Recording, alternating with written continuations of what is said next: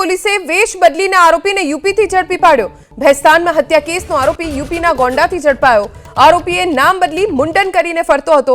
છેલ્લા 1 મહિનાથી આરોપી પોલીસ પકડથી દૂર હતો। રૂપિયાની લેતી દેતીમાં યુવકને છરીના ઘા ઝીકીને મોતને ઘાટ ઉતાર્યો હતો। બાદમાં ઉત્તર પ્રદેશ ભાગી ગયો। જો કે સુરત પોલીસે વેશ બદલીને આરોપીને ઝડપી લીધો। ભેસ્તાન વિસ્તારમાં એક યુવકની છરીના ઘા ઝીકીને આરોપીએ હત્યા કરી હતી।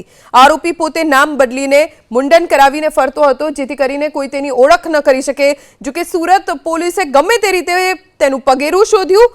સુરત પોલીસ વેશ બદલીને ઉત્તર પ્રદેશ પહોંચી અને ગોંડાથી આરોપીને ઝડપીને હવે સુરત લાવવામાં આવી રહ્યો છે।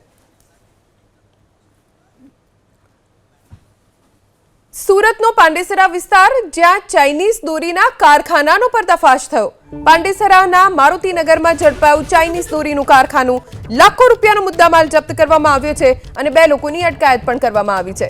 ચાઇનીઝ દોરી પ્રતિબંધિત છે દેશભરમાં, અને છતાં 1, 2, 3 અમુક જથ્થામાં રીલ નહીં, આખું ચાઇનીઝ દોરીનું કારખાનું જ ઝડપી પાડવામાં આવ્યું છે।